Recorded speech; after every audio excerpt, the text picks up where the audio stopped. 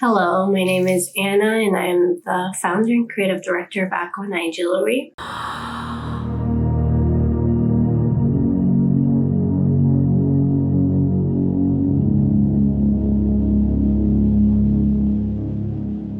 I want to create this video to share my experience of how I started a business, my experience so far, and my experience with starting doing pop-up markets.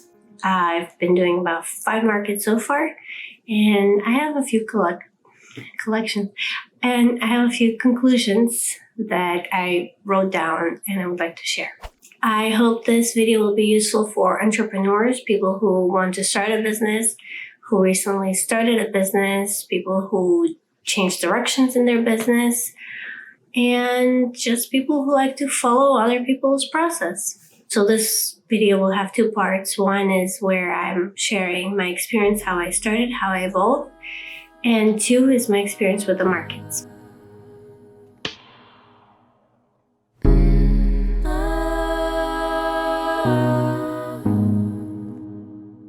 I've always been into fashion. I loved fashion ever since I can remember myself.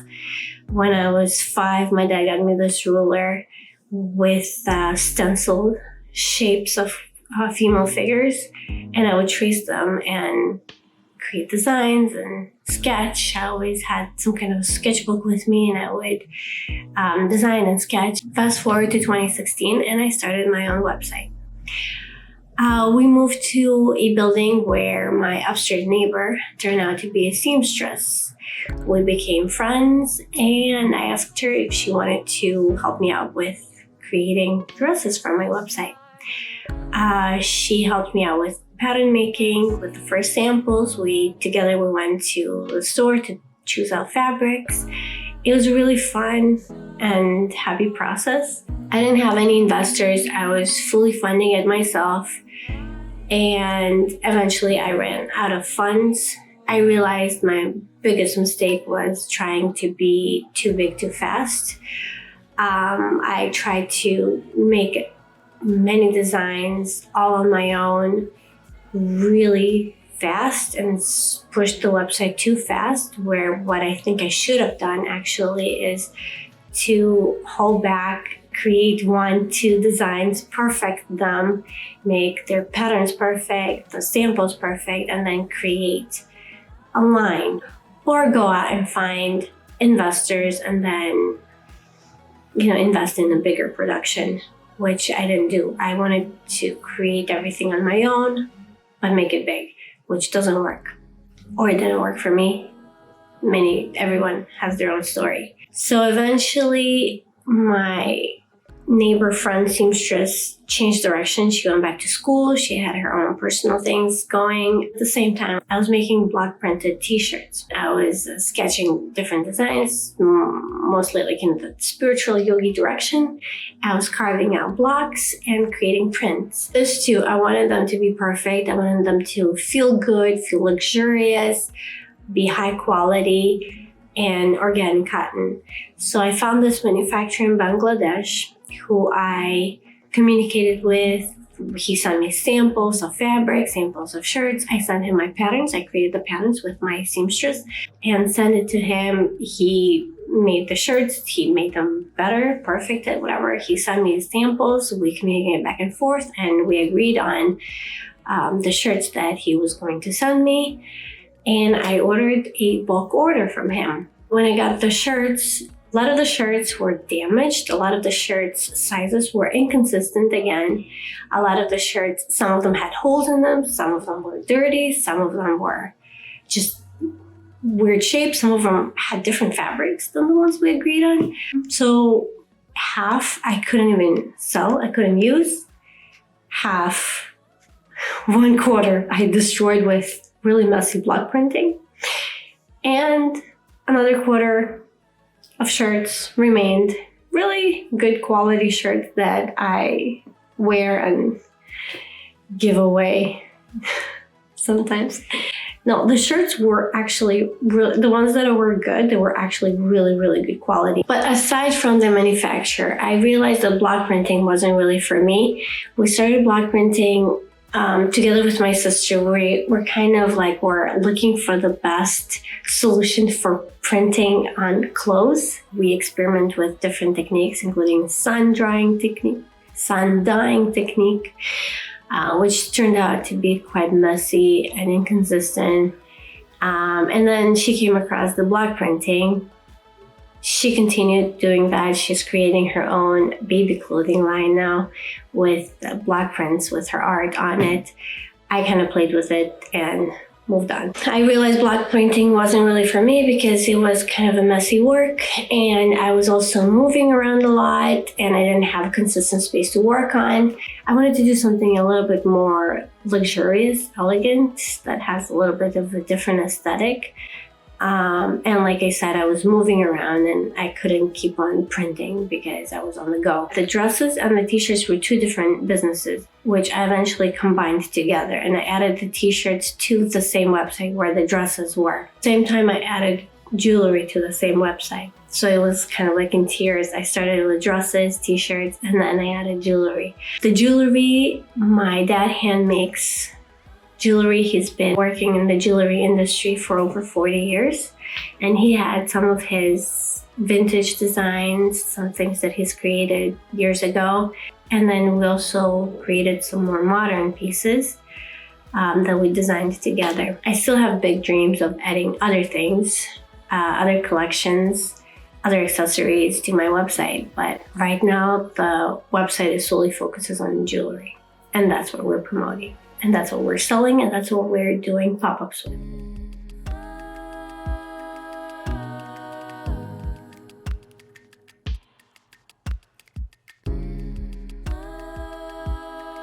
Our focus with the jewelry is creating unique things. We want to create items that will last and are high quality and are very unique.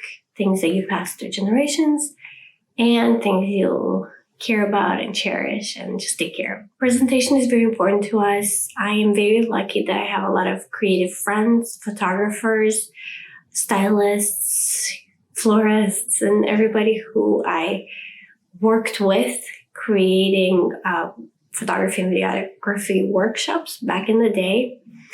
And my photographer friends helped me out with photos in the beginning. I was filming the videos. We were creating campaigns together. Now that I'm in Tampa, I'm kind of creating everything myself. But presentation for me is very, very important. It has to be attractive and appealing to the eye. That's why high-end quality photography, high quality video are my focus.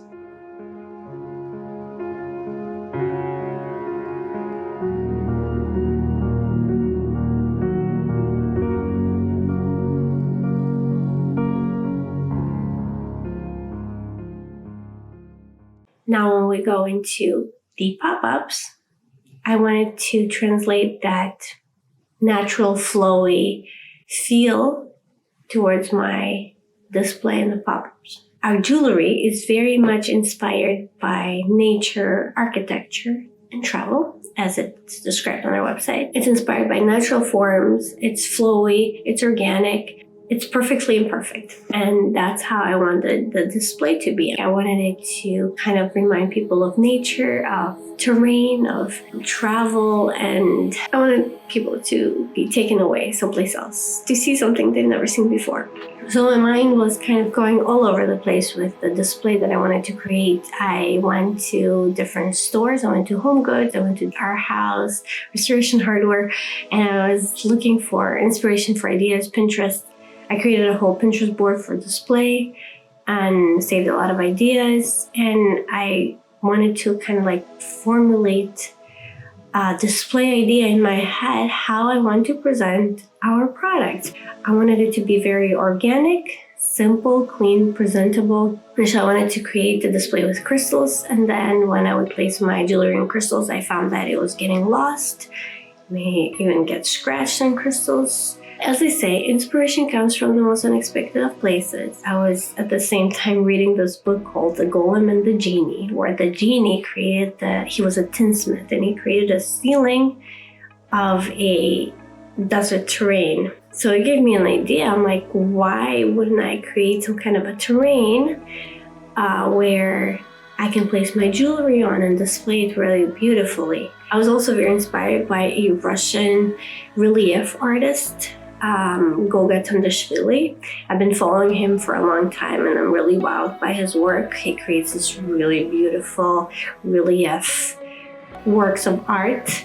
I wasn't expecting to create any kind of masterpieces because I haven't worked with any of these materials before, but I ordered on Amazon some modeling paste and I was like, I don't know what I'm doing, but I'm gonna start painting or creating some kind of works of art, and worst comes to worst, if I don't know, if it doesn't work out, it'll just be a fun project for me to do with my kids, which I did because I involved them and they were helping me and I was playing with it myself. I started drawing flowers and different, natural elements with this modeling paste. What I was thinking of doing is get a big canvas and create this 3D terrain on which I would display the jewelry. I ended up going to Blick and getting clay, and I started playing with clay also. I didn't know what I was doing. It was new to me. I haven't worked with it before. And worst comes to worst, it's a project for the kids. I ended up creating these organic shaped plates for display. And then for the rings, I created these pasta looking little plates where you would put the rings all around it. It wasn't perfect, but it was very different and it attracted a lot of people.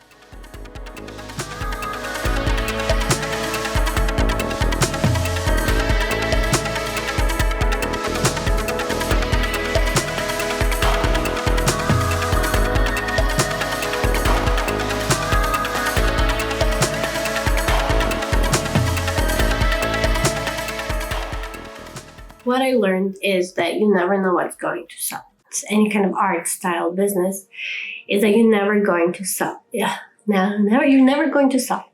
You never know what is going to sell. I learned that back when I was working for an art publishing company where we had different artists and we would think, oh, this is going to be a hit and everybody's going to buy this. And we ended up selling a lot of something else. And you never know what is going to be the client's favorite. You may forecast, you may have an idea, but you never really know what's going to sell. What's going to sell, you will only know by trial and error. So you have to put everything out there, see the reaction, see the response. And even sometimes when something is a really good seller and you create something similar to it, it may not go, which is why you have to have a really broad selection of products and also different selection of prices. You may actually be really surprised by what kicks off. Something that you may not even wanted to display, maybe something that you didn't like, but then everybody's looking at it and that particular piece sells. And something else that you really like and love and we're working on putting it in the middle, whatever, nobody cares. I notice people are looking at completely different things. Someone will come and they'll look at one piece, someone will come and look at a completely different piece. Some pieces that are very unique and special, for example, our spider earrings or the lizards, it attracts attention because it's unique. Something they haven't seen before. The unique things will attract them. They will want to look at it like they would at an exhibition in a museum. But if they do decide to purchase, more likely they will actually buy something more simple. So have a very diverse variety of products where you have, even if you are making some really, really cool, unique things, if you actually want to sell, have something simpler. Because they see you, they want your product, they want your creativity, but they don't see themselves either wearing or using or hanging your crazy art. So if that's your main purpose, just to create what you want to create, then that's great. But if you want to sell, if you want to actually make money, you have to have products that attract, and then you have to have products that people actually would buy. Every market, the sales we actually made were so different.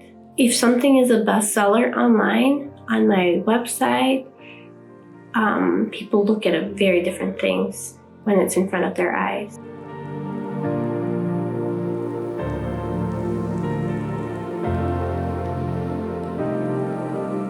Emotions and presentations are everything. In order to draw people in, you have to be presentable. You have to obviously smile. The way you look, the way you present yourself and what you're wearing is attracting people. So it shouldn't be such a revelation, obviously, and I'm saying it's something I figured. But no, I've seen vendors, like if a vendor dressed up in a cute dress or something pretty, you immediately look at that person and then you see what they're selling. I mean, I've seen vendors all dressed in black and sitting there like this, looking at people. They give out this unapproachable vibe and their product feels unapproachable. So presentation is everything, not just the display, but also you. How you carry yourself, how you dress, how you feel, your energy is translated. People feel energy. We are energetic, vibrational beings. We sense each other's energy, and people who give out positive energy, that's who we attract to ourselves. Not marketing. The 4 P's of marketing are very important. Product, price, place, promotion. Not every market is for you. Your placing is very important where you've set up your booth. That's something obvious, but the thing is, especially with accessories and jewelry, there's a lot of jewelry vendors, and it's really difficult to get into markets with jewelry. I've been denied quite a bit of times where I applied for markets because they already have a lot of jewelry vendors. So what I ended up just doing is accepting whatever market was available. Not every place was for me. I knew it, and I still went there just because I wanted to not necessarily sell a lot. I wanted to see the response, the reaction from people, how they look at my jewelry. Are they attracted to my booth? What they think, their thoughts. And a lot of people were just drawn and wanted to look at my items because I created this gallery feel. Even if they weren't purchasing, they were looking at the items and taking mental pictures, when, where, who they would want to buy it for sometime in the future. The point I'm trying to make here is your product, you may try it in different locations, different places. One will do better than another. One will not do good at all. One will be really well promoted and you will have a lot of traffic. One will not have any traffic. And it's okay to not agree to every location. That's 1. 2, your price may or may not be right for one location versus another. Like what I learned is some places, some people will come up and they'll see $200 earrings. They wouldn't even ask how much they are. Like, oh, I love these, I want them, and they'll buy them. It doesn't matter what the price is, but some people will, even though we tested giving out discounts, they will want something, they'll look at it, they'll try it on, put it back, and we have a discount that day. We give like 10%, sometimes 15%.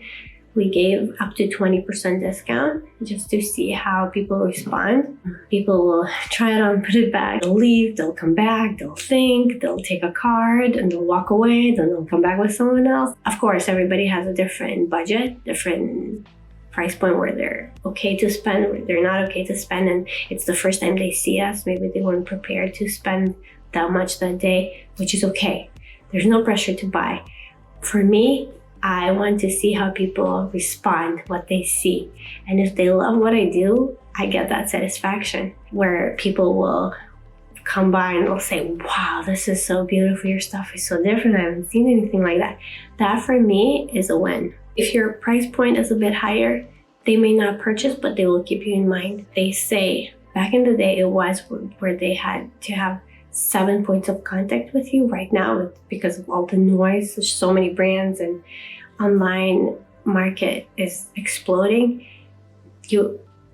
On average, you need 20 points of contact. By points of contact, I mean that they've seen you once and they'll remember you. Then they'll see you again. Then they'll see you again. So on average, if back in the day, they had to see you 7 times anywhere, if it's online, if it's on a catalog card, on Instagram, whatever. Now they have to see more of you to make that decision to buy, because there's so much going on.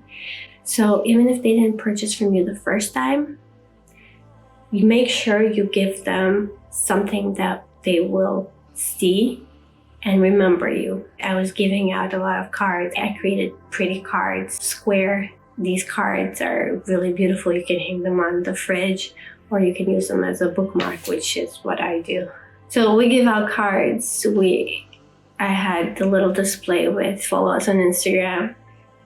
Funny thing, I realized some people actually, follow us on Instagram. Some people pretend to, which is really strange. They'll pretend to be scanning the barcode and looking through, and they're like, oh, I'm following you, and close it. I mean, there's no pressure. Next point is, people like what other people like. Hence, we have so many influencers and so many trendsetters in the world. People look for validation. Psychologically, it's something that helped us survive.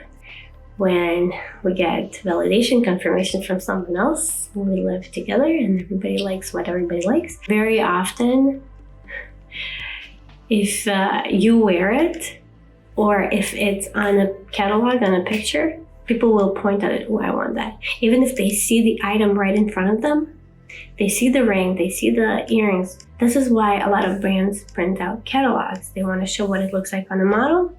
And also, if someone who's with them says, I like that, they're going to like that too. I've had friends buying the same ring from me, like 3 friends buying the exact same ring. Sometimes someone will come with someone to a booth and they're like, I like that. And another person next to them will look at it and will purchase the same thing.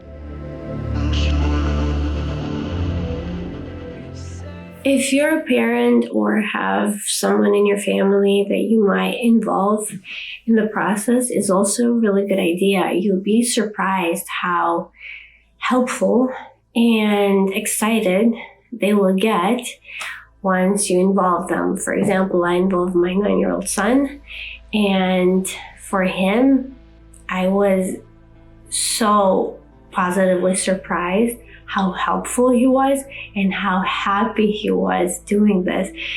I didn't realize what a natural environment it was for him. It's not for every kid, obviously. It's not something to force or you compare and say you must do this. My son is very extroverted. He likes to talk to people. He likes to meet people. He came up with his own pitch. He gets really good feedback. Everybody smiles to him. They give him compliments.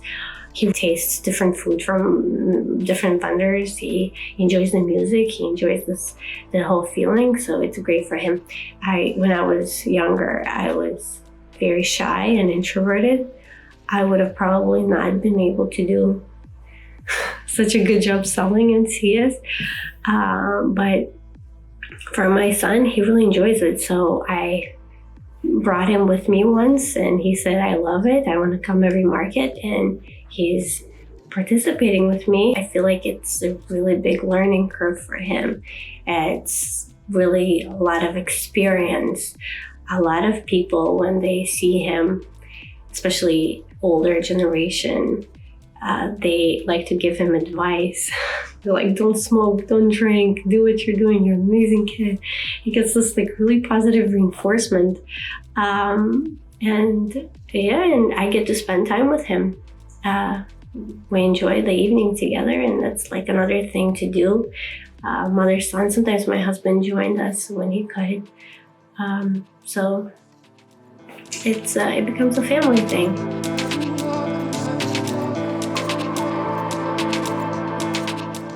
And finally, just have fun. If it doesn't work out, it doesn't work out. You change direction.